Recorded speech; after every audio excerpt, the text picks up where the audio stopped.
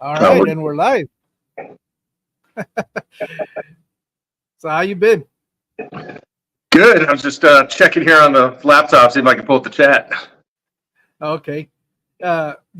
Are you gonna do it through StreamYard? No, probably not. You're gonna do it through the YouTube. Just YouTube, I guess. Yeah. Actually, I I don't see it remember yet on here. no, it's always delayed for a little bit, and then it'll start up. Let me see. I'd like to go in here because one of the things that I like to do, huh? It won't start.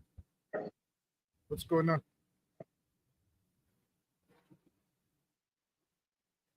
That's weird. We are live. Yeah, it says live on StreamYard. Let me try to get go to home. I don't know what. Let me see. Mexicali. I want to see what it says. Huh, it's not showing up. I actually had a couple of people tell me that they couldn't find the post. I see it on my. Yeah, I don't think I saw any posts either. I was kind of looking for something like that. Wait.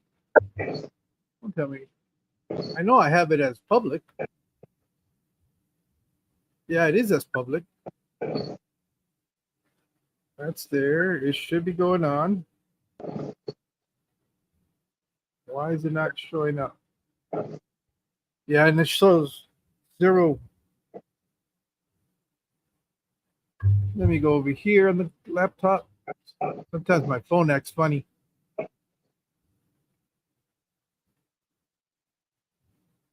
Let's see.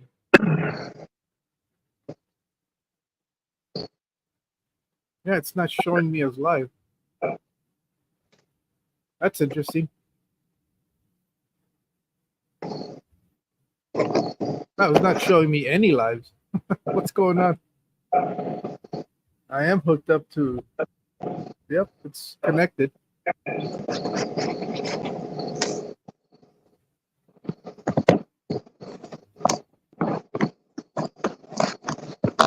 Nope, that's not what I wanted. Yeah, it's not transmitting for some reason. That's weird. What the hell's going on? Let's see. Let me edit it. There. Source. Most views are studio selected. What is selected? Selected for YouTube.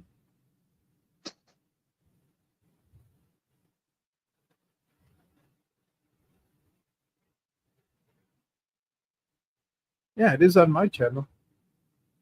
You are live view on YouTube.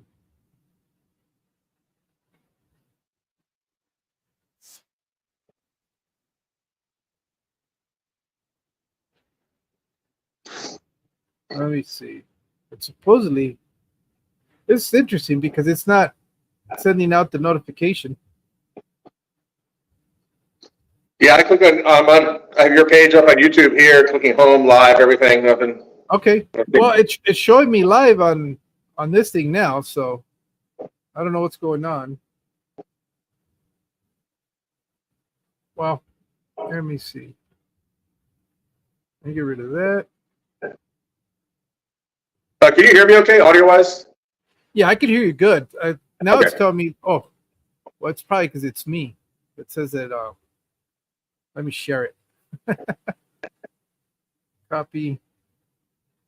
Oh, create a post. Public.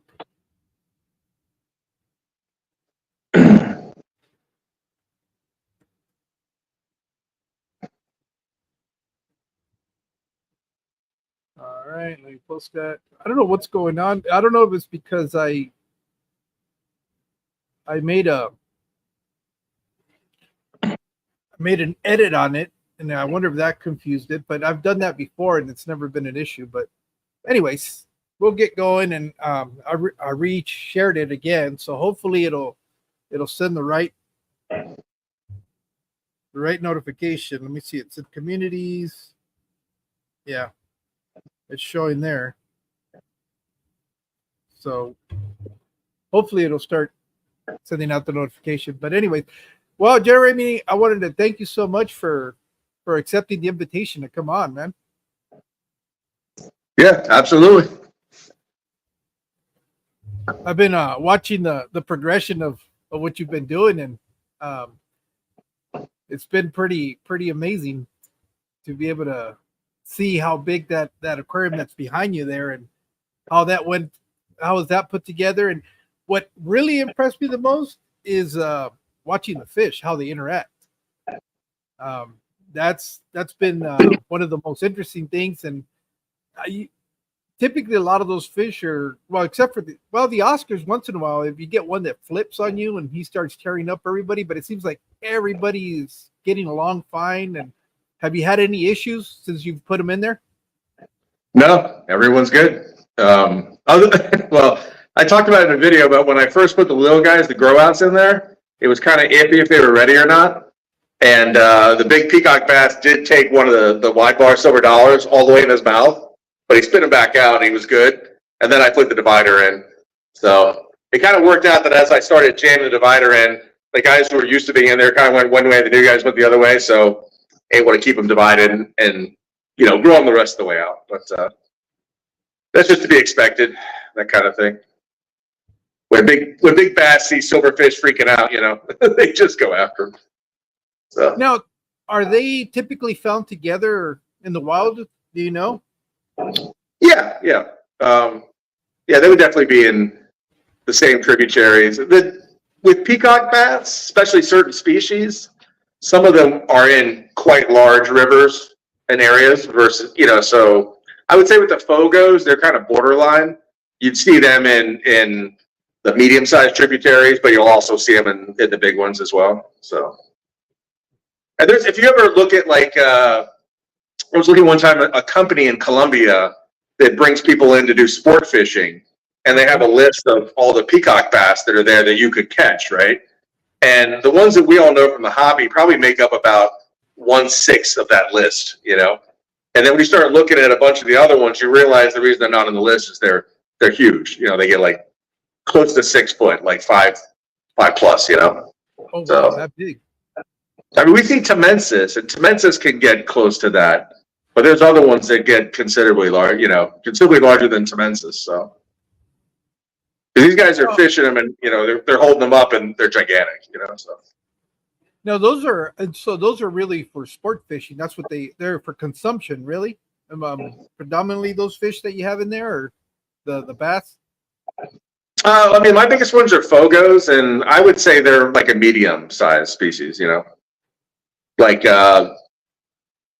3 feet, little more, 36, 39 inches, maybe something like that. So, and now my experience is in certain parts, I would say the entire southern hemisphere of the planet, they'll eat every fish that's edible. Everyone does. So, even up here, I mean, there's people eating bowfin down in Florida. I've seen it. So, okay. Yeah, they ask you what it tastes like, and they'll say mud or whatever. You're like, but you still eat it. Yeah, that's why I don't like catfish. I know a lot of people out here because we have a big irrigation system through canals, and one of the biggest thing is fishing catfish. But I don't understand the fascination. I understand why they like it because it doesn't have any bones really, so it's a lot of that white meat. But it's just a flavor that I just can't get past. It's just it's not for me. Definitely. Yeah, you put enough Cajun seasoning on it, or if you fry it, that kind of thing. You can offset the flavor. But. Yeah. Plus, it's weird because I like fish that doesn't really taste like fish. So one of the few fish that I found that I could actually eat, and it's crazy because it's tilapia. You know how you buy the little fillets at the store? Yeah. I've been able to. Usually, what I use them for is I'll make fish tacos out of those, and deep fry them in batter and stuff like that. And they really don't taste fishy to me. But other than that, there's not too many fish that I would go out of my way to eat. Yeah, maybe growing up on the coast over here, I was always used to eating marine fish, like cod and halibut and stuff like that. So it was weird to me to eat like trout or freshwater catfish, things like that. Yeah, I like red snapper. I have had an uncle that lived in the state of Nayarit, which is kind of like a coastal state in Mexico, and it's really a fishing community. But he would buy fish from the fishermen and had a little restaurant. And I remember as a kid, they would splay it and put it like in those grills that's like sandwiches the protein in the middle, and then they just turn it, and that's the way they would cook it over the over the fire. And they would be dosing it with butter and all this other stuff. They would put a whole bunch of stuff in it, but it tasted really good. And I was young, and I just remember that was like my favorite fish. Everywhere we went, I always asked for red snapper because I really liked the way it tasted. Yeah, I was lucky growing up. One of my uncles, he owned a seafood restaurant a couple hours south of, like, most of my family was from North Carolina, but my father and my mom moved to DC area for my dad his work, and but it was only like 4 hours to drive down there. And my mom came from a humongous family, so we used to go out there all the time. And being on the coast down there is just nothing but seafood, and having an uncle at the seafood restaurant. So. Yeah. No, so you're actually from the East Coast, that you born and raised in the East Coast? Yeah, I grew up right outside of Washington, D.C. in Virginia, Northern Virginia. Oh, okay. Yeah. All right. And then I've circled back around. I haven't lived here the entire time, but I've kind of moved away, got real far away, and then came back. So. How far west did you ever go? Texas for living there. But I had a job for like 13 years where I used to travel a lot. So for indefinite periods of time. So I would be, away at places for quite a while, Oh, okay. Yeah, I know. So, well, I know I was looking at your channel. One of the things that I found interesting, I didn't realize you started your channel like 15 years ago. Yeah, so you were hitting the archives there. Yeah, no, I was, because I was kind of curious, because you see, it's funny because I didn't find out about your channel until probably about 2 years ago.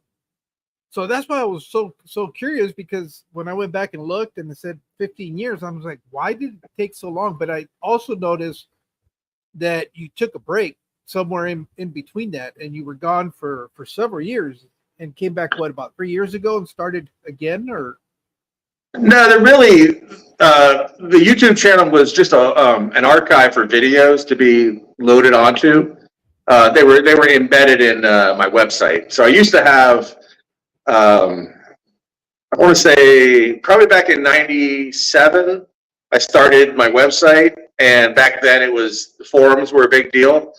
And so there were I had big forums, and a lot of people would embed videos and stuff. And so it would either be my videos or somebody would send me a video, I'd upload it, and so they could embed it into the site, like in a forum post, that kind of thing. So I was just using the channel for that purpose. Oh, okay. My first video, I called it like a channel reborn, because I changed the purpose of it. So in like this, I think it was December of 2019 is when I put out like episode 1, even though there's like 70 videos before that, but they're the other kind, So of the new kind, it started then, and from then till now, I've been consistent. So. Yeah. No, and I was looking at that. So, because it was really interesting, because I was looking at the videos, and it wasn't like it was somebody that was posting like new content, or not new content, but like the beginnings of their hobby experience. It seemed like a lot of the aquariums that I was seeing is stuff that you had already, that were pretty established. It wasn't anything that was relatively new. So, how long have you been actually keeping aquariums for? I have kind of the common story. Most people, like, I got my first aquarium when I was like 8 or 10 or something, you know. But Yeah. in my mind, like, I was into it. It was in my bedroom, and I, would feed it and everything. But either one of my older brothers or my dad would help me with keeping, care of it and everything. Um, but I remember when I got really dialed into it was probably like 8th grade. I remember I got a 55 gallon, and I just did salt water straight from. I had like a 20 high freshwater community, and then I did a 55 gallon saltwater, and I just remember falling in love with that saltwater tank. It had a huma huma trigger and a couple clownfish and a yellow tang, and I just loved that thing. The fish were so interactive and everything. So from that point on, I was pretty dialed in. But there were periods of my life where I had to scale back because, like in college, I couldn't have really anything. So for 4 years, I didn't have anything, and then I started working after college, and I bought my own house and everything. So then I went nuts. there was a precursor basement to the one I have now, which was back then, and I had built a ton of stuff down there. But there was no YouTube or anything. Nothing to share it with other than local friends and everything like that, and forums.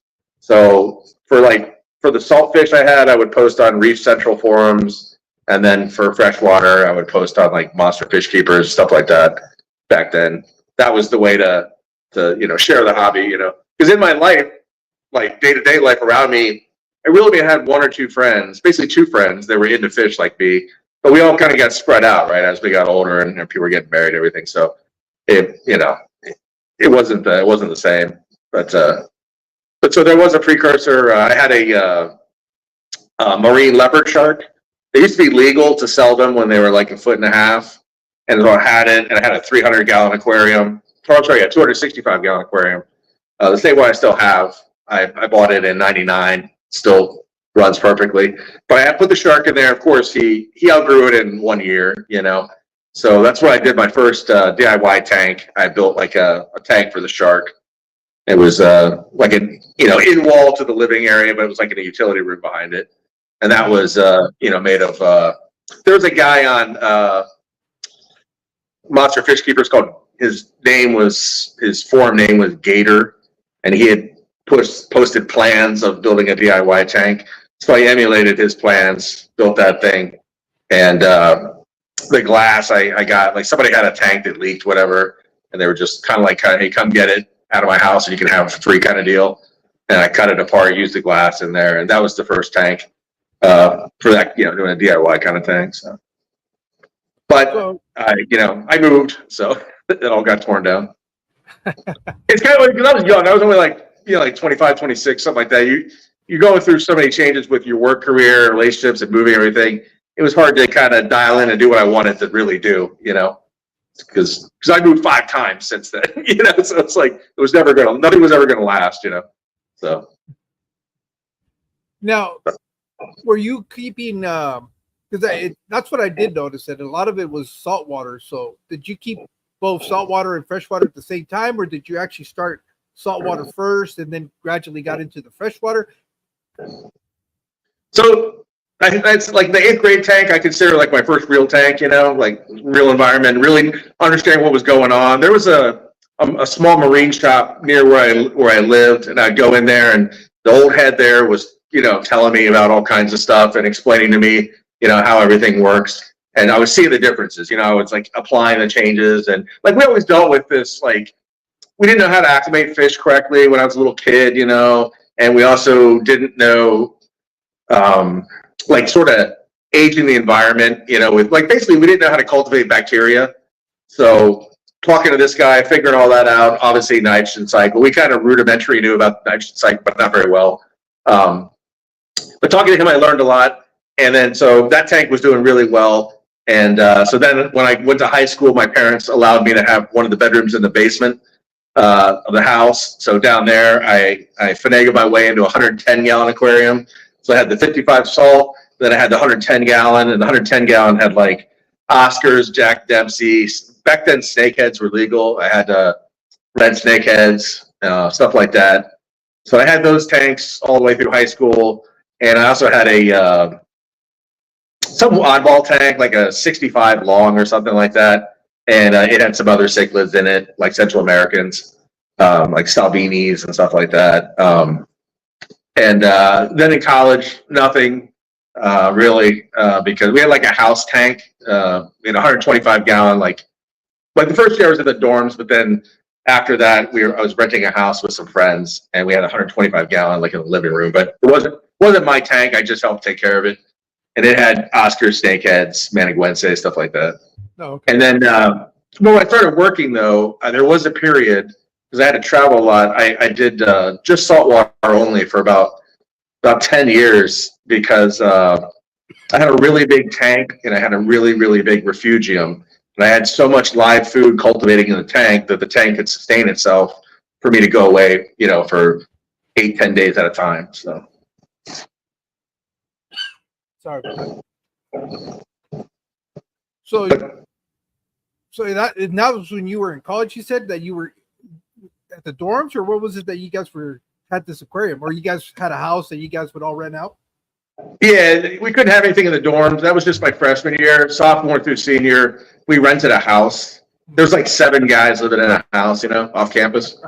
So Anybody go into the aquarium swimming after a night of heavy drinking? Well, I mean, that everything happened. You can imagine. Like that tank got busted one time during a party, and we had to grab all the fish and buckets and everything. We filled up the bathtub upstairs to keep them alive, and had to go out and get another tank the next day.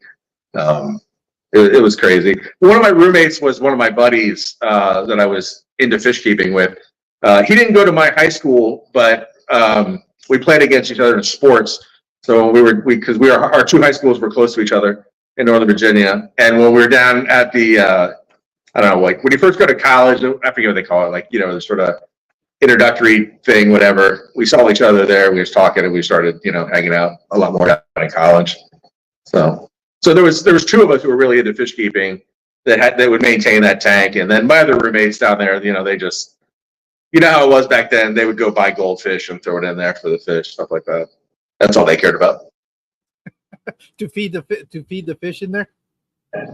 Yeah, all they want to do is throw goldfish or rosy reds in there to see, because there's big predator fish in there. But Rob and I were actually into the keeping the tank in the ecosystem, and we actually had a caiman alligator also at another tank. That was my friend Rob's, but so it was pretty cool. So because actually his older brother worked at a fish wholesaler in Northern Virginia called Mid Atlantic Wholesale. Oh, okay. So it was a really sweet connection because you go in, we could go in there and you could get whatever, wholesale, and they had all kinds of crazy stuff I'd never seen before, back then. Are the prices really different when you buy wholesale versus retail? Yeah. It's a bit different than savings. Yeah, for sure. Yeah, I've kind of been toying with the idea, but I got to get my, I guess my EIN or ENI or whatever it is. It's your tax ID number for a business, because I want to sell a little bit of fishes here. Not really what it is. It's going to be, hopefully what I'm hoping to do is be able to buy the fish that I want, have them for a while, and if I want to for some reason change up, I can sell those fish here locally, because we don't have a fish store. We have a PetSmart, and that's it. So the only thing you have access to is the very generic kind of stuff you would find at a PetSmart, and it's not even a very big PetSmart. It's real small. So it's like goldfish and a few little cichlids and some tetras. And so the idea is to be able to buy the fish that I like, have them for a while, and if I want to change up or rescape something, then I can turn around and sell them here locally, because not a lot of people have access to them. We have to drive either 3 hours east to go to Phoenix, or 3 hours west to go to San Diego. So that's kind of like we're right in the middle where we're at, because I'm in Yuma, Arizona now. Like I told you, I lived in Mexicali up until like 3 years ago, and then ended up moving here because of work. And So now I'm not really far. It's only about a 55-minute drive to get back to Mexicali because we're still on the border. But yeah, but now I'm over here in Yuma in Arizona. So there's nothing here. Even in Mexicali, I had access to more fish because there was like 3 or 4 small, like local mom and pop shops, and each one one of them was like specialized in saltwater fish, and that's what he would bring in the most. The lady that was close to where I live, she did a lot of the smaller community fish, and then there was a guy that he did a lot of the monster fish. So it was okay. At least she had 3 different styles that you could go select from. It's kind of crazy because I actually live in an area that's really populated. It's a huge, population area. And when I was growing up here, and I grew up about an hour south of where I live now, and I'm in Maryland, not Virginia, but it's still like the same DC metro area kind of thing. I just live on different sides of it. But growing up, there was a ton of awesome fish stores. I mean, I had no idea how good I had it when I was young. But nowadays, there's some really good saltwater places here that are boutique, or they just focus on, like, there's places that just sell coral, there's places that just do saltwater. But in terms of like really, really good freshwater places, it's like there's one in Glen Burnie, Maryland, which is about an hour from me, called House Tropicals, and they used to be, huh? I think I've seen that one. I believe John and Lisa have been there a couple of times. He John from KG Tropicals basically grew up 20 minutes from where I grew up, so just southward. Yeah. So like in his videos, all the stuff he talks about, it's like we're in the same circles, and I think we're just one year difference in age. So I can totally relate to all those stories he tells. I was like, yep, yeah, I knew that guy. Yep, I remember that place. So, but House Tropicals isn't the same now. After COVID, they because I actually know the guys who owned the place. I know them through the wholesaler guy, Mid Atlantic, and the one brother who was the one who ran the place well.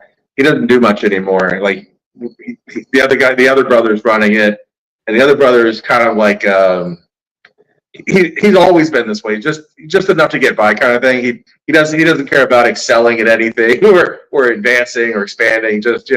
He's comfortable and just cruise control, baby. That's all he wants to do. So anyway, he cut the hours down. So the thing is, the crazy thing with House of Tropicals is there's guys who've been working there for 30 years. And they really know their stuff. There's a bunch of them, not 1 or 2 guys. There's like 8 or 10 guys who I've known these guys. They've been there for 30 years, It's crazy. They really know what they're doing. And that's the reason that place exists right now, with the kind of slack brother running it. But the problem is, after COVID, they just cut their hours down. They're only open from like 10 to 6 Monday through Friday, and then like, I don't know if they close at 4 or 6 on the weekend. It's like, I can't get there during the week. I'm at work. My go-to used to be in the evening one day after work because they stay open until 9. But I can't do that anymore. And if I want to go on the weekend, I got to basically take half a day to get out there and get back and everything. So it's pretty brutal. Okay. I think I just figured out what was going on. I guess when I programmed the live stream, usually I'll leave them unlisted and until like a day or 2 before that the live actually goes on. And I just realized you're going to start seeing everybody coming in now.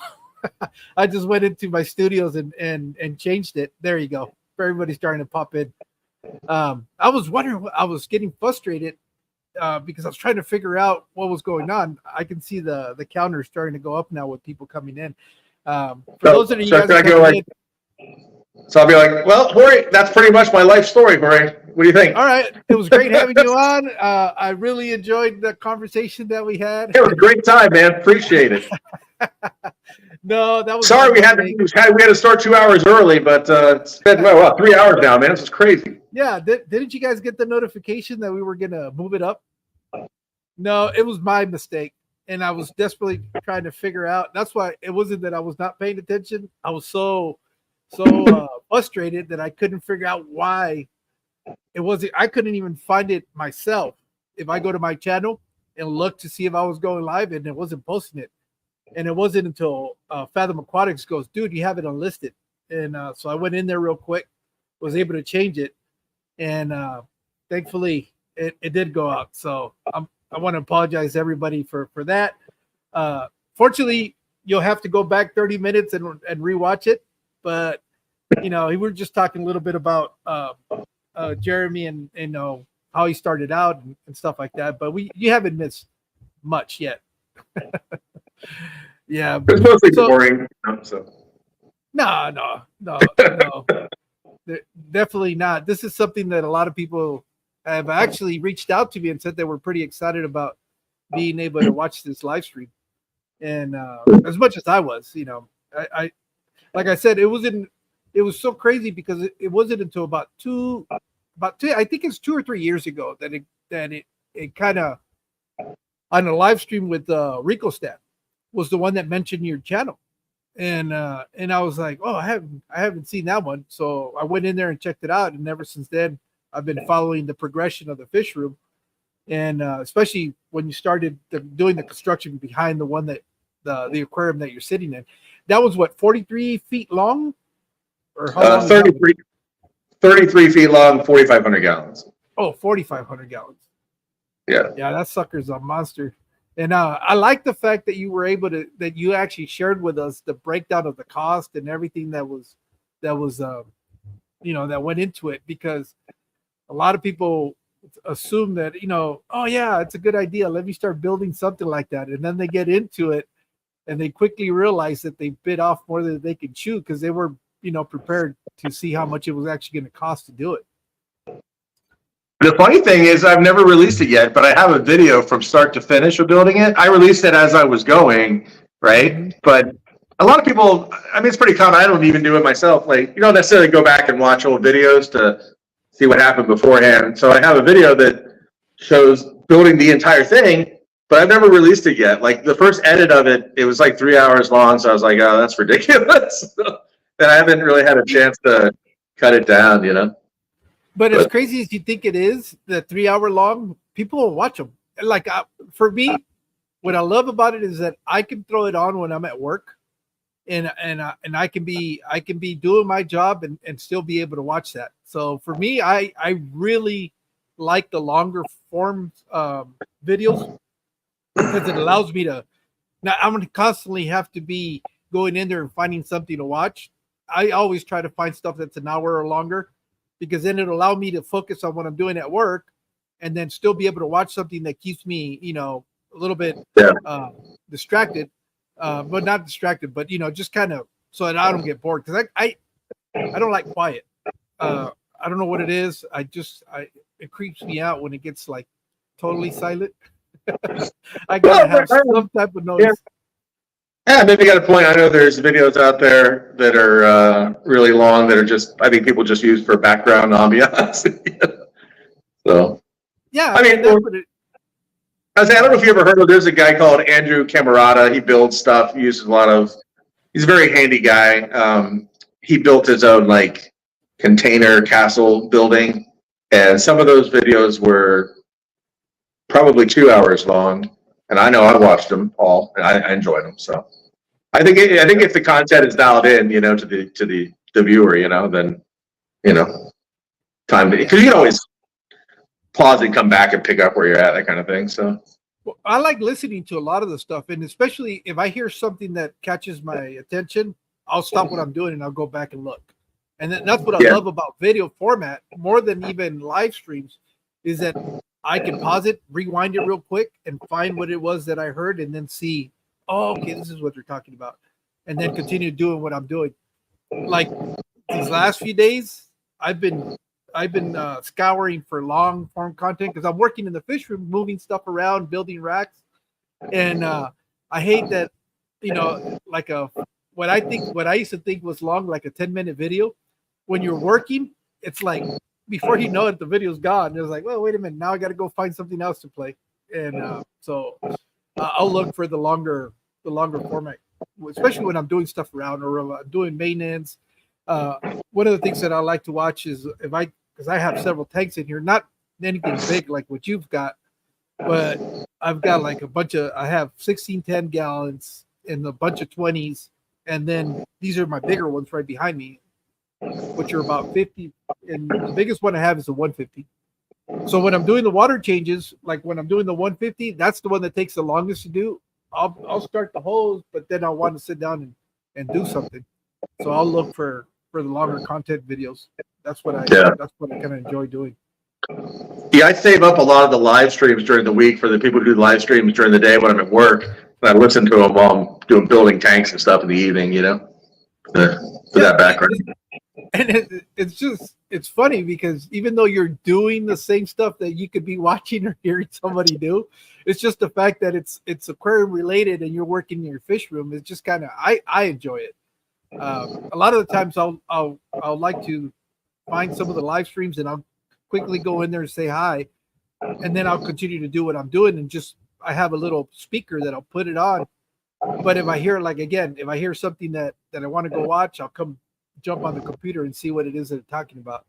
But yeah, it's just I like it. I enjoy it. I know a lot of people will replay these live streams, and they tell me they'll put them in the background when they're doing something or they're driving.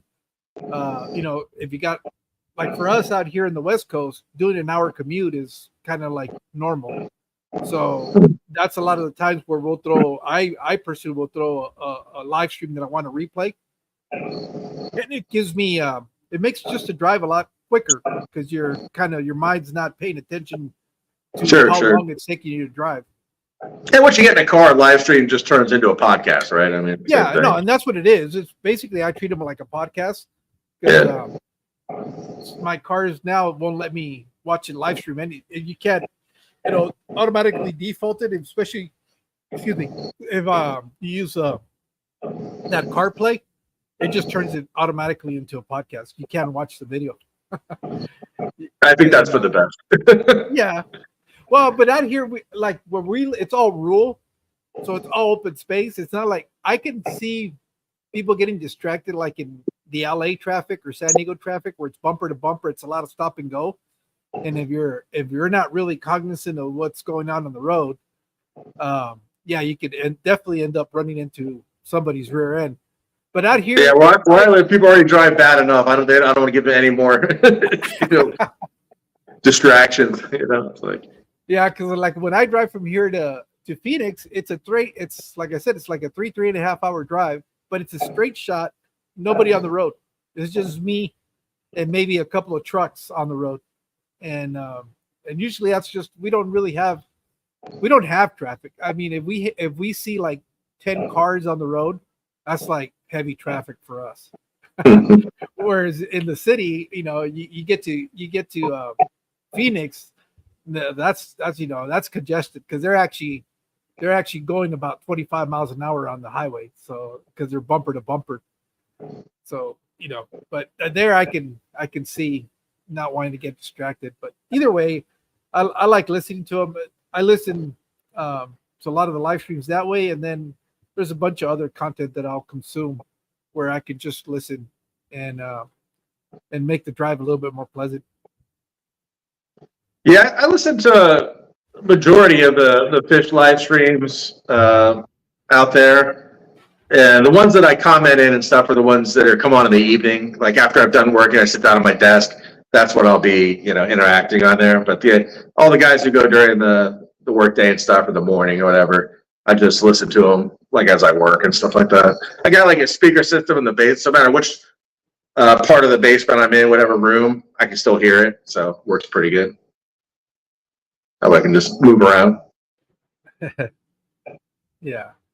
So I know that what's really like the aquarium back there, you did it for the bigger fish that you have, but have you always kept the big monster fish? Is that something that you've always been fascinated with?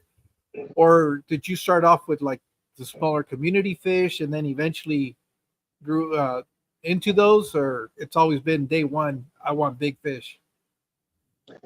No, day one we had and out in the house, it was my oldest brother's tank, but he had gone away to college, and so it just was like the family tank out there. I was like a whoops baby. Like I have brothers and sisters, and they're all like 12 plus years older than me. So like they were in college when I was like a little like preschool or whatever. So or high school, college. So at any rate, that was kind of the tank, and I always liked it. So my dad and I would take care of it, And then at some point, my brother, he graduated, he took his tank away. So then my dad bought me a 20-gallon high, and we put it in my bedroom, and it was a freshwater community. And then that was my tank for a couple years, and then we we really did not know. We bought a baby Oscar, and we put it in there. Every day I kept saying to my dad, my fish are disappearing, and he's looking at the baby Oscar, and he's like, look how fat that fish is. He's eating them, And I'm like, I don't see him bother them all day long. He's fine. But if you turn the light out, and then he eats them, So at any rate, the plan was, well, we're going to really feed the Oscar a lot. That way he'll stop eating the other fish, But obviously all he did was get big fast, right? So then we had to get another tank. And I had a 55-gallon tank and put him in there. And then I had a friend who had a 110. And so we decided to give him the Oscar and put it in the 110. And I made that 55-gallon saltwater tank. And then eventually that friend was forced to get rid of the 110. So the 110 came to my house. And then I had the 55 and the 110. So one saltwater, one freshwater with Oscars, Jack Dempsey, snakehead, stuff like that in the 110. And then some community saltwater fish and a trigger, a huma huma trigger, kind of a peaceful trigger in the salt tank. So I always liked everything salt. I always liked all the big cichlids and everything. And I also always liked community tanks as well. So we replaced the one out in our house with I think it was 30 gallons, 30 or 40. It was kind of a long tank. Like it was kind of like a 30-gallon, but 4 feet long. I don't know what it was. I think it was like we got it from a family friend down the street. And I think it was originally like a breeder tank. It was kind of shorter, but longer. And that was, we had just set up was a planted tank with community fish and stuff. And I love that tank too. So I always loved all that stuff. The funny thing was, the thing that's changed, like I've always liked most of the same stuff my whole life. But the thing that changed a couple years ago was African cichlids, because when I was a kid, we didn't know, when I was like a teenager, we didn't know that really that much about African cichlids. We just saw them as cichlids. We knew they were from Africa, not South America, but like cichlid was a cichlid, right? And you get like, I remember I got this little bumblebee African cichlid. We put it in there, and there was much bigger Central American, South American, and that bumblebee just tore the crap out of everybody. It was like, we just thought they were like the most evil devil fish, but we didn't have any idea how to keep them properly. And so I did that Malawi River tank, that 125. I love that tank. And, when you set it up right for them and you keep the right fish together, the Africans are awesome. So that's definitely something I'm going to be expanding to get some more of those guys. Okay. Yeah. And the reason I was asking, because I know when I was going back on just trying to learn a little bit more about what you've done on your channel, I noticed that, is that video the one that you recorded, or was it one that you were sharing about Takashi Amano? Did you actually get to go to his display? Or no, that was shared on my forum. Yeah. Yeah, I was going to say, man, that's pretty impressive to be able to go up there. I see, because that's what kind of brought me back into the hobby. I had fish when I was younger, up until my late teens, and then just got busy with life and doing all this other stuff. And it wasn't probably about, I think, I don't know, somewhere around 2008, I guess, where I started coming back and toying with the idea of getting a fish tank. And then just so happened that one of my coworkers had a 20-gallon that he wanted. Actually, it was funny because I was at work on one of the computers, and I was just kind of, I had just heard, I think Corey talk about from Aquarium Co-op about the Petco $1 per gallon sale. And I thought, oh, okay, $20. I can go ahead and spend that money on that and show up at home with a 20-gallon tank, and my wife is not really going to say too much because I only spent $20 on it. So I was looking at that when a friend of mine walks by, and one of my coworkers, and he goes, "Oh, you have a fish tank?" I said, "No, I was looking to buy one." He goes, "Well, I have one that I had gotten for my kids." He goes, if you want to take a look at it, and if you like it, I'll let you have it." And I asked him how big it was. He didn't know. He says, "That's about this big." He just kind of, with his hands. And I said, "Yeah, I'll go check it out." So when we get off of work on my way home, we stopped by his house, and I thought I was just going to pick up an aquarium, but he brought out an aquarium, a stand, equipment, all the stuff that came with it. I said, "All right." And he goes, so I asked him, "Well, how much do you want for it?" He goes, "Nah, my wife wants it out of the house, so just take it." So I ended up getting that. That's what got me back into it. But at that point, what I was looking at is when I left the hobby, there wasn't a lot of plants that you kept in aquariums. At least not in the area that I lived in. It was mostly plastic plants that you would use for decoration in your aquarium. So I wasn't aware of the fact that you could actually have live plants in aquariums. And it wasn't until I started one day looking on YouTube that all of a sudden I started seeing these some Takashi Amano inspired aquariums. And that's what kind of got me hooked again. And decided that, all right, that's why I want to get back into the hobbies. I want to do planet aquariums. And that's kind of like the beginning of the downfall. Because now I'm like more than like 30 some aquariums into it, and having to reconfigure my garage to make sure that I can fit everything in here. But yeah, it's just that's why I was curious, because I saw that you shared that video, but that was like back in 2000, what, like 17 or 15, somewhere around there. Or before, even before, maybe. I want to say probably closer to 11 or 12, 2011, 2012. Yeah, so I was like, man, they were doing planet. I didn't realize they were doing planet tanks way back then. Well, the first I saw of it, I had a planted aquarium book, but it was in German, but it had a lot of pictures and everything. So, and I had a friend who spoke German and everything. So I remember getting that book in I want to say the late, kind of like the mid 90s. Because I remember, like, I started high school in 87, so like 87 to 91. I remember the only plants we really had, we had anacris, we had water spray. We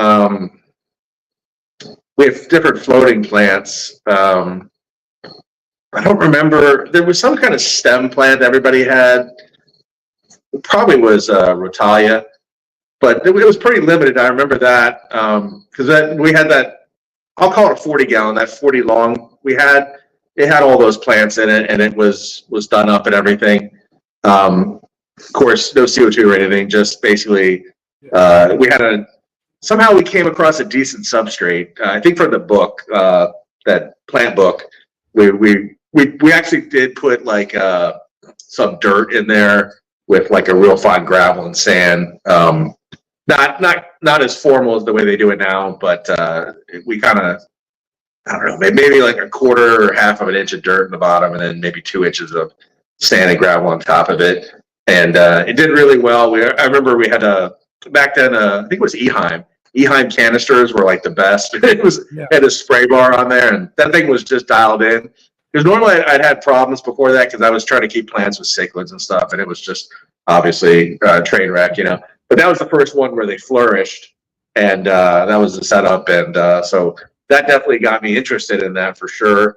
And then I got my first house in '97, and I had most of the stuff in the basement. But we talked about earlier, I had the big shark tank I built in the basement, all that stuff, and I had that 265-gallon in the basement. But upstairs, I had a planted. It was a 150-gallon long, 6 foot 150, and that was planted freshwater community. And I actually had CO2 on that. And that thing was it was sort of like when you came in the house you went up these stairs like that, and then there was this first big room, and it was like the thing you saw when you came in, and it was definitely everyone dug that tank. My girlfriend at the time, that was an acceptable tank for upstairs. Like all the big nasty stuff was all downstairs in the basement, the sharks and stuff like that. So, but yeah, I enjoy that tank. I've always been split. Like that's I've never been one of those guys that just likes one type of fish or whatever. I really do like freshwater and saltwater, and I like a lot of different aspects of them. So yeah. The reason is because I know one of my favorite tanks that you have is that discus tank. I know it was giving you issues for a while. I guess you were fighting some algae and stuff like that, but it seems like it finally balanced out. But that by far is one of my favorite tanks. But I'm more partial to the smaller fish. Although I've always told people if you're gonna do the big cichlids, they got to watch your channel because that's those guys really do need that much water to be able to. I mean, just the way when they went in there, the way they colored up, because it just shows they're a lot happier because they have more room to move around. So, yeah, if you see them every day, you could tell like flipping a light switch. They acted differently, as soon as they went in there. Now, like we were talking about, they're in a 3,000 gallon, so it wasn't like they're in some ridiculous little tank or something. But it was night and day when they went in this tank. So you could tell all of them across the board too. They just and then the big switch was they all mellowed out. They all just chilled, and they stayed that way ever since. So. And it's interesting to watch the big fish like that actually kind of school together too. That I found that very interesting. I didn't realize. I always assumed schooling behavior was really more for the smaller fish, but I guess if you have the right environment for these fish, their behavior will, I guess change a whole lot. And it was interesting because you were putting them in there and they would just kind of come together and they just kind of stuck together and they've been swimming back and forth. Even now, right behind you, I can see that they're kind of all hanging together. Well, they're probably just coming over because I'm here, like thinking I'm gonna throw some food in or something, But but yeah, they get along. I mean, it's I think we're sort of talking earlier. Like, I think everyone feeds their fish enough. That's not a problem. But they have enough space that they can all cohabitate in the amount of territory they have. And then the other thing is the water quality. To me, the most exciting thing about this tank that I couldn't wait to build it was for the riverbank up top. Really wanted to have that riverbank system and the upflow filter too.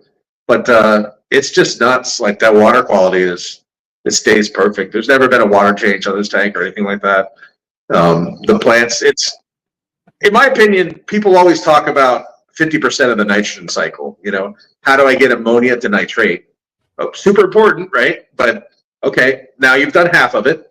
And then, in my opinion, just taking out half the water and replacing that's like kind of, I mean, sure, that is a valid form of nutrient export, but I like ecosystem. So I want to, how can I do that other part without me changing huge amounts of water?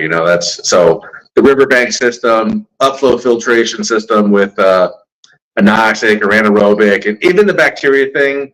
I think people know that there's, I don't know, tens of thousands, hundreds of thousands, millions of different types of bacteria, species of bacteria. They're all a little different. I mean, I know we overly simplify it with aerobic and anaerobic, but the anaerobic stuff really works. The upflow filters, they do an amazing job of eating up nitrates. On the current Predator Bay, the 1,800 gallon, I have that 33-foot long runway just packed full of ceramic material and blocked off. There's no light there or anything. And that air, the oxygen gets depleted well before that water returns back to the tank. And it's been a nitrate monster. I haven't run the protein skimmer on the big shark tank in years because before I was actually running the risk of not having enough nitrate. Because in a saltwater tank, you want to have at least one or two, points of nitrate, ppm nitrate. You don't want zero. That will cause a very bad problem. So it's very effective. Even with the other saltwater system, the 1,500 system, I haven't run the protein skimmer on that either for years because I've got that giant refugium and all that live rock, live sand down there, and it's keeping the nitrates very low. So there's no reason to run it. So you kind of do one or the other. I've always been of the opinion, especially because I like keeping plants in my aquariums. And one of the things that I found interesting is that I don't have to gravel vac them. If I just let the waste kind of get down, all that mold will eventually work into the gravel, and it's just feeding the plants. So I don't have to. Once in a while I'll do a water change, just because, you know, I don't know, just because I do a water change, not because it needs it, just for I guess peace of mind or something. Well, I mean, there are trace elements and things like that. So a periodic water change, like I try to. My ideal situation is that my tank is an ecosystem. It does not require frequent water changes, but I'd like to do each tank 4 times a year. 4 water changes over the year for each tank, partial water changes, and just to, you know, for trace elements or whatever. And then the other thing, I do keep water flow. I do significant water flow in all my tanks to get, you know, not that there's a problem with the mold. It's inert. It's not going to hurt anything. And given time, right, it would settle down and would basically create dirt. But I do keep it moving, have it end up at the bottom of the either one of my sumps or the upflow filter, just for the aesthetics of it. But I definitely don't mind it if there's, you know, if it's there. I just keep it in check in terms of I don't want it building up. I mean, you can't really have, like, say, like the LRB tank, you know, if the fish don't disturb it, the water's clear. But if the fish disturb the mold down there, then it gets everywhere in the tank. With big guys like this, they're always disturbing, you know, the substrate. So it wouldn't really work with these kind of fish. But in like a community, like a little community tank, I could see it, no problem. Like not. Yeah, and that's what. As a matter of fact, I have a pleco breeding tank, and it started just with sand and gravel. That's it, nothing else in there. But over the course of time, all that waste from the fish and like you said, that mold becomes inert and it becomes like a dirt. And that's where my jungle valve grows the best, because it's providing all the essential nutrients that it needs. And I started out with inert. It's no longer inert because it's got all that you know, that bio waste in there, and it just keeps it really is a little ecosystem. And what I like about it is, like right now, after this, like I told you, we're taking off. I can leave and not worry about having to feed my fish or anything, because I know I'm going to come back and everything's going to be fine. What I do find out is that the longer I don't mess with my aquariums, the better the water gets, the clearer it gets. And so I've gotten to the point now where I've had these guys established to the point now where I kind of just sit here and enjoy them. I don't really have to mess with them too much. The biggest thing is on some of these is just clean out the sponge filters that I have on a few of them that I do have, because it gets saturated, and then you can see the particulates start floating in the water. But that's just, you know, squeeze out a sponge, put it back in there, come back a couple of hours, and it's crystal clear. So I don't know if I lagged there. Something for me, it froze for a second. What's that? The screen froze or refreshed or something. I wasn't sure if on me or what.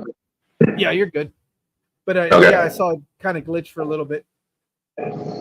So let me ask you something that I've always been curious. In the name Aquarium Domain, how did that come about?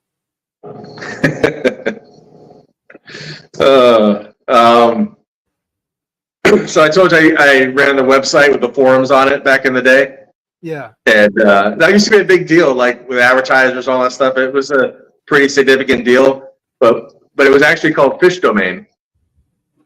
And I had I guess I call him a friend, partner, whatever, that we split the site. Well, one time he decided to take off with a domain name.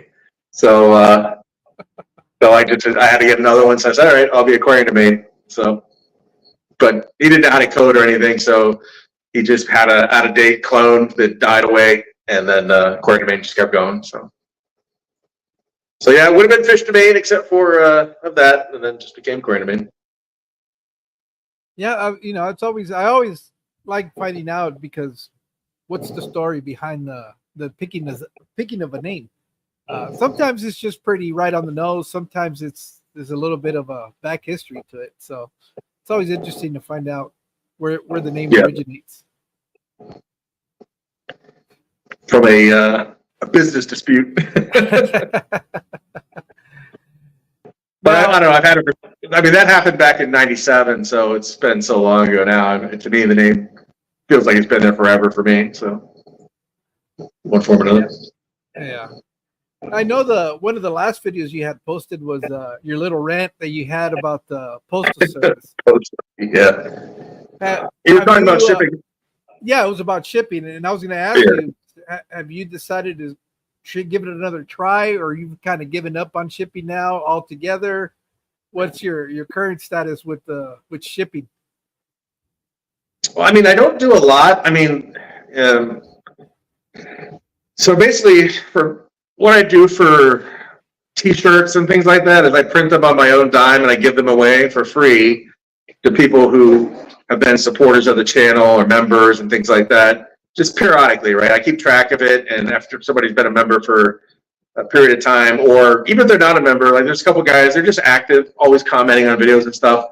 So I just basically, hey, you want a T-shirt? And I mail it to them. So I do that, and then with the shark eggs, I got some emails from people, and two of them, the back and forth I had with them, they just seem like a great place to find a home for these sharks. And so I wanted to send them out, so I don't ship very much at all. And it's not something I want to be in the habit of doing, but I do want to be able to send out swag and everything, T-shirts and everything, and have it get there. And so twice I've sent out batches of T-shirts, 15 or 20 at a time. And both times the post office lost like 2 out of 15 or 1 out of 20, and I had to resend them and all that stuff. So it was always a little bit annoying. But this last one, where it just was, everything just got lost, destroyed. And even now, just to troll them, like during the day when I'm working, I'll go on their live support thing with my tracking number and say, hey, I'm just trying to get the location of my package. And then they're just like, your package is gone. No one knows where it's at. I said, well, it says in transit on your website. And they're just like, they won't even answer. They're just like, they're like, what are you calling us, man? It's done. I'm just like, so ridiculous. But I got a ton of awesome feedback from that video. There's a lot of people who've done a lot of shipping. And I not just feedback where they say, hey, go use UPS or FedEx, because that's my only other option, right? That's an easy one. But a lot of them had a lot of firsthand experience where they're like, don't put live fish on the box. Use this kind of box. Don't use their box. Package it this way. Take it in closed. All these different things from their experience that helps make it go through. So, I mean, there's the obvious stuff, like not trying to set it out on Christmas Day. But the other guy said, like they were saying, like with FedEx, take it in on the weekend, because FedEx trucks run on the weekend and everything, and you'll actually get a lot of times if you bring it in like Saturday morning, if you're within a region, their truck will actually get it to the FedEx office overnight in that region, and then it'll go out. And some of the guys were telling me some of the specifics about the different, like if you go look at FedEx or UPS's website, there's like 3 or 4 versions of priority overnight. There's not, there's different caveats to it. And so I got a ton of great feedback there. So I'm gonna, when I can get the time to pop out of work during the day, I will try to resend more eggs to Keeper and Don. I've reached out to them, and well, Keeper in comments, but Don an email. So I'll try to make it happen again, and it'll either be with FedEx or UPS, priority overnight. So Is it? See, I'm not very familiar with a lot of the saltwater fish and stuff like that, but the sharks that you have, do they have teeth, or is those the type that if you get bit, you're okay? It's not like the stuff you see on the news where the shark took down somebody. Those are a little bit different, right? The ones that you're keeping. Yeah, the sharks I have are brown banded bamboo sharks, and they're benthic sharks, which means they can pump air or water over their gills to get oxygen out of it, versus like a great white's got to keep moving typically to keep that water flow. But they're, they have teeth and they have very strong jaws, and they themselves are very strong. I don't know if you saw it or not, but I did a video. It's probably been a year or so ago, but I was on the computer working, all the aquarium lights had gone out. It was just a computer screen lighting up. I was getting ready to go to bed, and my cat was laying on the desk. All of a sudden, my cat jumped onto my shoulder, and I was like, "What the hell's going on?" And then something flopped onto the shark basically had shot out of the aquarium, landed on top of the cat on the desk. Cat went one way, shark went off the other way. I flipped on the light. It was the big male shark, and I picked him up. So I'm bear hugging this thing, and his face is up here, and he's doing trying to get him back in the tank, But man, that dude that shark is strong. Because I'm literally bear hugging this thing. I'm not a little guy, and he's moving me, and whacking his head against the side of my head. I was trying to pin him down, to climb up the stool to shove him in there. But so they're definitely legit. I mean, they can put a hurting on you if they wanted to. But typically, they're there's certainly nothing like a lemon shark or a bull shark or something like that. But you do have to be a little bit careful. Kind of like the big peacock bass. One time, I was doing maintenance on the 3,000 gallon. I had my hand above, I had my arm resting on the side of the tank. My hand was over the water, not right on top of the water, but over it. I was reaching for something, and one of the bass just went bam and hit my hand, my finger, and it hurt like hell. I don't know if you've ever had a basketball jam your finger in, Yep. It was like that. He just hit the front of my finger, and my finger went in his mouth, but then the bony part in his mouth just jammed my finger back, and I was it hurt like hell. So it just kind of showed you how powerful those things are when they hit you. So all the big boys definitely come with a little bit of not risk, but you got to be a little bit careful, with them. Yeah. Now, the sharks you have, how big do they get? I would say in the more than 4, less than 5 foot range. Are yours fully grown then already? Pretty close, I think. I think my female is 3 feet and the male is 40, 41, something like that. Close to that. I know what it was 40. It's either 39 and 41 or 41 and 44, something like that. I remember measuring them because I basically caught them on the glass, and I know the length of the glass, so I was subtracting it. But they should be pretty close. They get a little bigger, and they'll fatten up a little bit. They're starting to get to that age where they'll thicken up more. Yeah, because it's hard. It's hard to really, or at least for me, to get a sense as to how big they are. But I thought they were much bigger than what you're describing. At least that's the impression that I got from watching them in the video. It's man, these guys are 5, 6 feet long. I was thinking, how the hell do you move them out in an aquarium if you have to move them? Yeah, I think it's 41 and 44. They're a little under 4 feet long, but pretty heavy. Yeah, they're thick. They're very strong and they're very thick. They're heavy. I'm trying to think. I don't know if that shark weighed 30 pounds, maybe something like that. Oh, okay. I was thinking a little bit heavier. Yeah, it's hard to say, man. That was I had adrenaline going. I was trying to.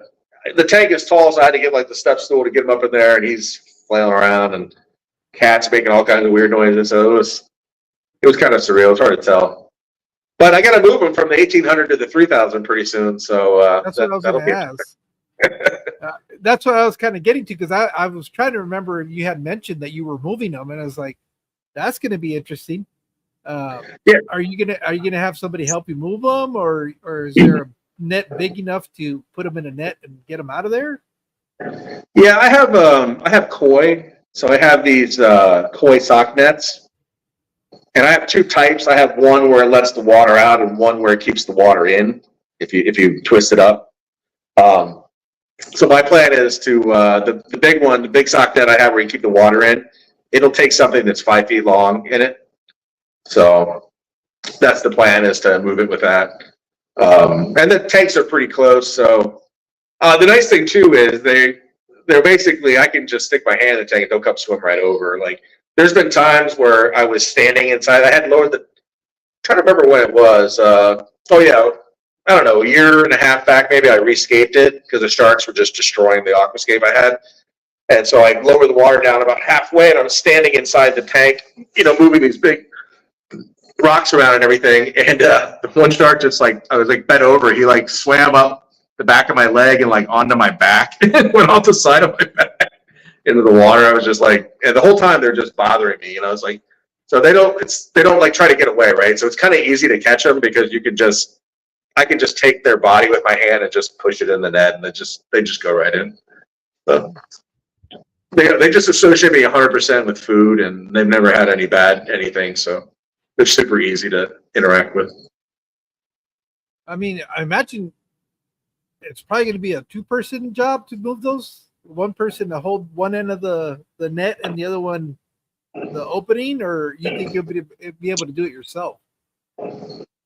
I'll be able to do it myself. I'll take all the tops off, and then the other tank, the 3,000 gallon, when it's ready, it'll be all wide open. So, and they're I don't know, those tanks are maybe 6 or 8 feet apart. So it shouldn't be too bad. I mean, everything's going to get wet. They're going to splash, right? And it's going to get wet, but I mean, that's par for the course here. So. Yeah, that's gonna be. Are you gonna record that? Because that'd be something worth watching. I should probably try to film it because I know there's been a lot of things that if I did have on film, they would have been gems, But when you're in the middle of doing something, right? It's kind of hard. Yeah. In the heat of the moment, the last thing you remember is trying to turn on the camera. It's kind of like, I need to get this done. Let's go. And there's a bunch of stuff that I know I should film, and I just don't because I'm more interested in getting the thing I'm working on done right. Like with a lot of the builds, I'm focused on fiberglassing and doing it right and all that stuff. And I don't know. It's, to me, you still have to have priorities. The YouTube is important to me, but it's still secondary to the care of the fish and the projects, the quality of the projects I'm working on, stuff like that. So it's just kind of one of those things. It's gotta come second. But I could maybe get my son to try to throw. Who knows if he would do a good job or not? But he might. He's older now, so it's I could never imagine before, but now he probably could do a good job. Or maybe get one of my brothers to come by and do it, that kind of thing. It's just logistics. A lot of times I do a lot of stuff in the fish basement in the evening after everything else.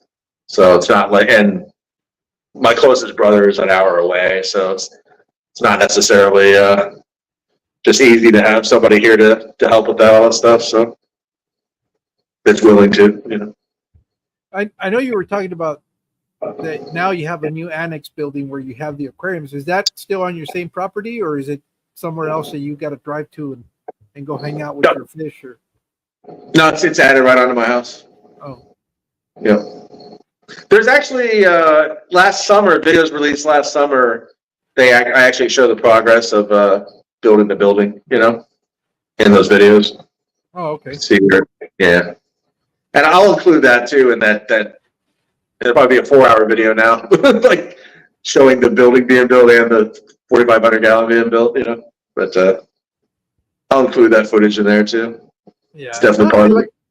Like I said, I was very surprised to know that a lot of people actually. I thought I was one of the weird ones that would enjoy these really long. Well, look, here's what it is. I'm used to the long format because I listen to a lot of the Joe Rogan podcasts, and they're typically 2 to 3 hours. And for me, that's great because if I'm at work and there's nothing else going on YouTube, I'll throw one of those and it'll go half of the shift. That goes by real quick because I'm listening to a conversation that a couple of people are having or whatever it is, and while I'm working, and that's why, like I said, I like the longer format because it allows me to do multitask. Really, what it does, and it gives me a background ambient noise that I'm listening to something while I'm doing something that's just tedious or whatever. That you don't need to have 100% of your attention on it because it's something that you've done over and over.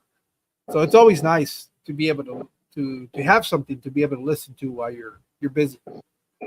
Yeah, from my experience looking at the analytics, it's the good thing with me is I attract just fish keepers and stuff. So they only watch my channel because they're interested in some or all the fish I keep, but probably some of the fish I keep, and some of how I do it, which I think is good because I've noticed that my retention is about the same. If I make a 15-minute long video or a 45-minute long video, the same percentage watch time will occur for all of them. And I think that's just because it's content driven. I think if you have a channel where you're more like they like your content, but there's more of like an entertainment to it. Like if you're more of a character kind of thing, those I think have to be a little shorter and everything. But I think for me, it's very much, I just attract people who are into the fish keeping hobby and kind of like at the level I am into it for the most part. And I think, like you say, they're willing to watch longer, In my mind, like channels that are very broad in topic, they got to be like these 10-minute long videos. But if you're deep into a niche and you're true to it, right? Like you're not going to watch one of my videos and I'm not going to talk about cars or stuff like that. You know what you're going to get. And so consistently, you're just going to get what's going on here in this basement with the kind of fish I keep and how I keep them, So I think that helps because, you got your crowd, they're either into it or they're not. So they'll stick with you better on a longer video than more of a, not fly, but I don't know. I'm trying to think like the right word for it, but more broad category channel, I guess. Well, one of the things that I wanted to ask you was, I know you've been building your own tanks now for what, about 8 years now or more than that? No, I built my first one in '99. Okay. So going from the very first one that you build yourself to what you've been able to do now, is there stuff that you figured out along the way that goes, okay, if I do it this way, it'd be much easier, or has it always been the same from when you started till now? No, definitely a lot of lessons learned. I still overbuild, but I used to even overbuild more than I do now, which if you have somebody who knows how overbuilt they are now, they'll laugh at that, but because they're still really overbuilt. But I think the main thing was I built that first design I told you earlier based off that one guy's design, and it was pretty over the top. I just started building them different ways to see what would happen. Like what if I there's a bunch of different ways to build it, and they all work, and they just have different caveats to them. Like if you want it to look, if you're going to put the tank out in a room and you're not going to have like in wall or anything, then you got to think a lot more about how the sides of it look and everything in the front.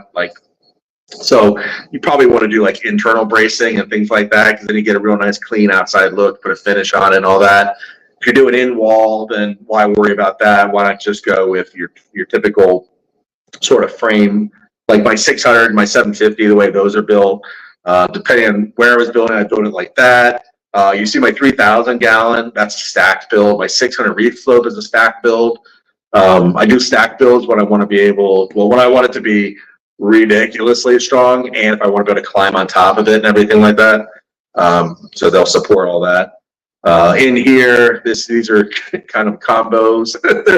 The 400, the 4500 is built the same way the Asian jungle is built, but just on steroids. It's got doubled up everything. It's just heavier duty, but same design. I also, when I first started out, I used to just fiberglass seams, and I used to do the thing where I put the fiberglass mat in with the pond shield and everything, and that works okay, but it's not great in my opinion. And then the first time I just fiberglassed the seams first, sanded it down, then did the pond shield, I was like, oh my gosh, this is so much better. And then after that, I was like, why don't I just fiberglass the entire thing? Then I did that, and then that was way better. It's just indestructible. So now I just fiberglass the whole thing. And typically my seams get three layers. The entire bottom of the tank is 3 layers of fiberglass. So also with materials, like when I first started out, I used I didn't know anything about the different types of fiberglass mat. So I was using a type of fiberglass mat that really wasn't meant for, it was meant for contouring, not for strength. So I use chop strand now for strength, and the resin I use a totally different type of resin now, and And I used to hate fiberglassing because the materials I used were wrong and the methods I was using were wrong in a sense, you know, for what I was trying to do. Now I have the right materials, right methods, and it's way better. I mean, I've been fiberglassing 3 giant tanks right now, and it's going pretty fast considering. And the one behind me, I mean, that all in all, it went pretty fast considering how much work sheer amount of fiberglassing that took place, you know. But yeah, a lot of learned a lot of stuff over the years. And I could definitely, the main thing I'd say is I could do it a lot of different ways, you know, if I, based on what I want the end result to look like, where it's going to be, that kind of thing. So I guess the other question would be is, you've got all these aquariums built in this house. I'm assuming you don't plan to sell the home anytime in the near future. Is that like your forever home, or is that something where you're like, maybe 10 years down the road, I know we're going to be moving? No, definitely not moving. I was not somebody who, I told you before, my very first house, I built a big DIY in-wall shark aquarium, and I had the 265 on a, you know, and an in-wall and all this. I did all this custom stuff. I also had an indoor, I had a staircase where it went down, over and down and over, and at the bottom, it had a big open area, and I had a koi pond I had built there, like really nice, on the outside trim and everything with a window. And so you look from all 3 levels of the townhouse. All 3 levels of the townhouse, you could see down at the koi pond at the bottom, and it was lit up nice and everything. And then when you went downstairs in the hallway, you could see the side of the koi. And I loved all that. I was so proud of all that stuff. But you know, I was young, I had a lot of energy. I was like, I didn't care the fact that it was a starter house. You know, I just wanted all this stuff. But tearing it all down and moving, and then having then I started a different job, and then that job I did for many years where I had to move a lot. So at that point, I just had 1 tank that I would take with me everywhere I went, and I had built a gigantic refugium sump, so I just had the 2 things, and I would just take them everywhere. But when I moved back to the East Coast, the idea was specifically, actually, I moved here. And I just bought a house just to live in so that I could search for the house I have right now. And I was looking for a very specific house, and it was all based on what I intended to do with the fish basement. So that gives you an idea how you know, permanent it is. That I added this addition on last year. Just this addition is purely for the fish tanks, you know. So I'm all in on this location. So is the idea these are going to be strictly for your enjoyment, or do you have plans to maybe, once it's all completed, to allow the public to come in and see? Well, in my mind, the public is YouTube, right? Like sharing on YouTube is, yeah. It's still my house, right? So it's one of those things where probably 9.9 out of 10 people who come through would be cool and fine and everything, but if you get some knucklehead, and you know, it's in my house, right? You know, so yeah, because I can't really vet the people, you know, so probably just stick with the YouTube thing. I have a plan. Like, I know some people have commented, like, what are you going to do? Like, are you going to keep building tanks forever? Because that's a big part of your YouTube channel right now. And it is, but I consider this part phase 1 of the build out and everything. And I have a phase 2 and a phase 3 already sort of planned out. And there is still builds in the future, but it's not going to be the same. I don't want to really give it away, but there will be a place for it, but it won't be just me building more and more tanks for myself, never ending, you know. So I don't want it to be a burden on myself, right? I mean, there's limits, you know. Yeah. There's limits to what I. Sorry, go ahead. No, not just the burden, but also the expense. You know, building that stuff is not cheap. No, building it's not cheap. Maintaining it, running it, all that's not cheap. Like, you know, food, electricity. One key thing about this property that's very important is that it has an aquifer well. Okay. So I live in an area that is it's a separate zoning from the area around it. It's what they call like a recharge zone for the county I'm in. It's basically where all the water underneath my house is a giant aquifer that goes, I don't know, probably like 30 miles. And it's where all the water comes for the 10 million people who live south of me, in the DC. So I have, and my well is very deep, and the water comes out. It's basically spring water right out of the tap. It's perfect. And it's just straight into the fish tanks on everything. So having that water is a huge,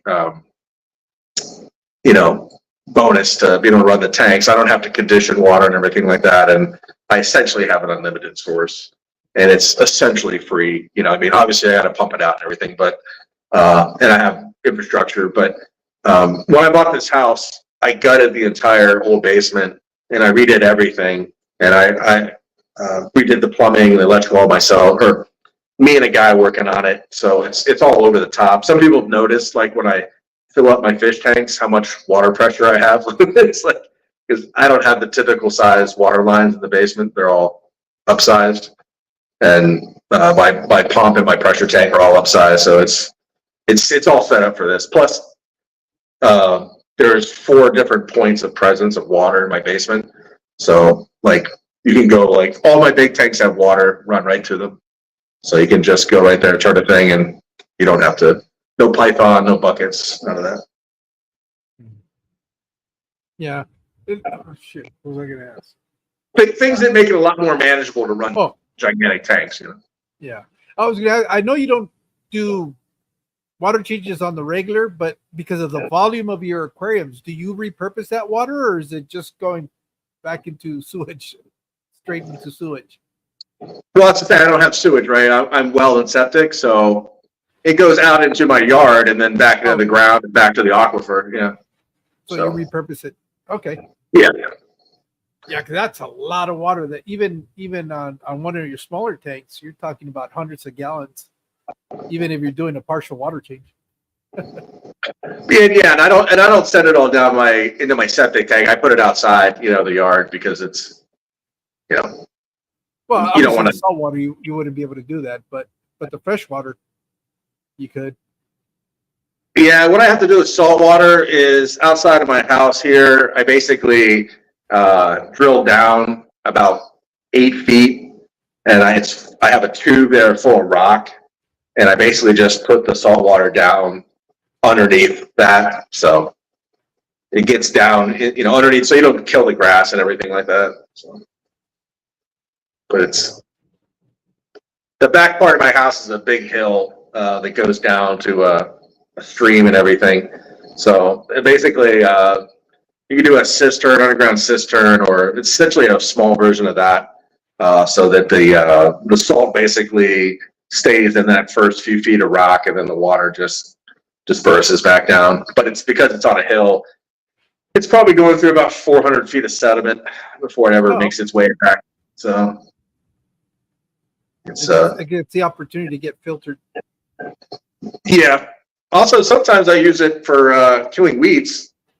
It's awesome for. I have in the front of my house. There's a courtyard. It's a brick courtyard, and little weeds will grow between the bricks. And you just take salt water, take some salt water, and I have a sprayer, and just spray the salt water on it. Dries it up, kills it. That way you don't have chemicals and stuff like that. So it's nice. Nice. You can also put a tiny little bit of dish soap detergent in there with the salt water, and that will just wipe them out. It sticks onto the leaves, right? That's what they use it. It's a binding agent. Yeah, it just makes it stick to it, so they drink it up and they just dry out. But it's nice not having to use Roundup or anything like that. Yeah, well, that's not necessarily optimal to use that. So in the near future, you're completing. How far along are you on phase 1? I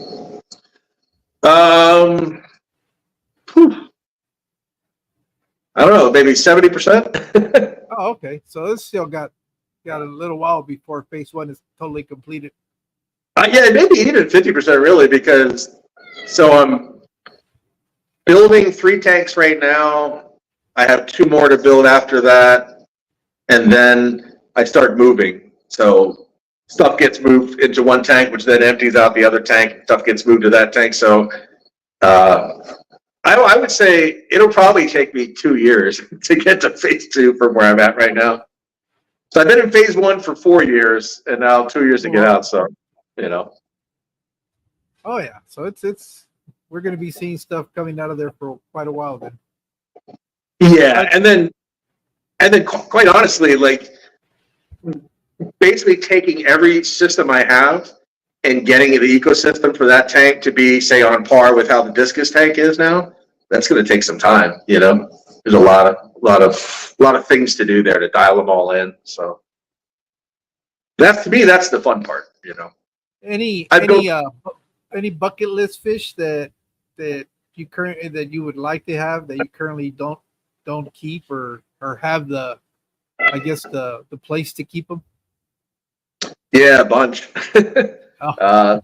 Freshwater stingrays, which are going to be coming to the 4,500 behind me, but I'm just not ready for them yet. I got too much going on. I got stuff growing out. All my grow out tanks are full right now, so I don't really have a place to put them. So those guys on the saltwater side, once the new Predator Bay is ready, I've had it once before, but I want to have it again. Blue spot stingrays. Shark wise, I would love to get another leopard shark if I can, or a gray smoothhound. They're a little hard to get these days because they come from west coast of America, and most of them are caught off California, even though they go all the way up to Oregon and all the way down well into Mexico. But for some reason, the suppliers always catch them in California, and the law they have in California is they have to be at least 36 inches, which just makes it a lot harder to ship them and everything. You used to be able to catch them at 18 inches and ship them. But then again, they outlawed that. So, but I would like to get those. My alternative to those guys is, if I can't get them there, I can always get stuff from Asia. So they have a Japanese leopard shark that's similar. So I could go with that route. And there's also I think they call it like a gummy or like they have kind of a generic name for it, but it's kind of like a dogfish shark, where it's sort of like the gray smoothhound that we have on our west coast, but they have that over near Japan as well. So I would go that route. Let's see. There's saltwater side is a bunch. There's a bunch of hamlets and grunts I want to get for the estuary. There's an eel that I would like to get if I can find it. Trying to think. Freshwater side, there's a bunch that I've had before, but I want to have them again. There's a bunch of pike cichlid that I've had that I want to get again. And there's some smaller peacock bass species I want to get again. Also, too, like for some reason lately, I've really been getting into freshwater angelfish. I'd like to get a large school of them. I have my buddy. He breeds a lot of stuff, but for whatever reason, he's all into breeding veil-tail or long-fin angels, and I like standard fin. So, but he was trying to get rid of some standard fins, so I took them from him. They're basically just silver zebras. So I put them in my 750 for now, but I'd like to get a much bigger school of them. So I like contrasting the angels with things like the parrotfish and the sebrum and those kind of guys. I like that look. So, okay. So a bunch of different. They got a lot of different angel species nowadays that they didn't have last time I kept them. I kept a lot of them. So a bunch of that. Oh, and cory cats. There's a ton of cory cats I want. So actually, the last couple tanks are actually. So 2 of the last tanks I probably build are actually going to be very large community tanks. So a lot of smaller fish, and there'll be a lot of stuff in there. I never kept freshwater shrimp before. I know one of those will have that in it for sure with fish. So I'm calling it a Zen aquarium, but it's going to be a 12-foot long peaceful community aquarium, freshwater community. So it'll have nothing in it that would eat very small community fish. So it'll be all super peaceful. but that'll have the shrimp and everything. So, and there'll be a whole bunch of little guys that I've never kept, but I've always liked. Like I always liked Emperor Tetras, Celestial Pearl Danios, green neons. There's a whole bunch of those guys. I like those fish, and I'd love to have big schools of them in that tank, but I've never had the right environment to keep them. So that's what that Zen tank will be for, that to be able to keep those kind of guys. So. Oh, perfect. Well, Jeremy, I want to thank you so much for taking time out of your day to hang out with me today. I really appreciate it, even though it was a little bit of a bumpy road when we first started because I forgot to make it public and not unlisted. But for those of you that came in, it's only 30 minutes that you guys might have missed, so it's not bad if you guys want to go watch and replay those 30 minutes to get caught up. I want to thank everybody that was here with us tonight. Thank you so much for joining us, and we're really looking forward to see the completion of phase 1 and then see what phase 2 brings to us, Jeremy. Should be interesting. I don't know I'll be interested to see how phase 2 is perceived, because there'll definitely be some different stuff in there. So but sure. Thanks for having me on, Jorge. I appreciate it. People, where can they find you? What are your social medias that you're active on? YouTube, and I put shorts up on Twitter, X, whatever. Okay. Just those two. Okay. All right. Well, thank you guys again for joining us tonight, and we'll see you guys on the next one that I have. So you guys take care and have a good weekend.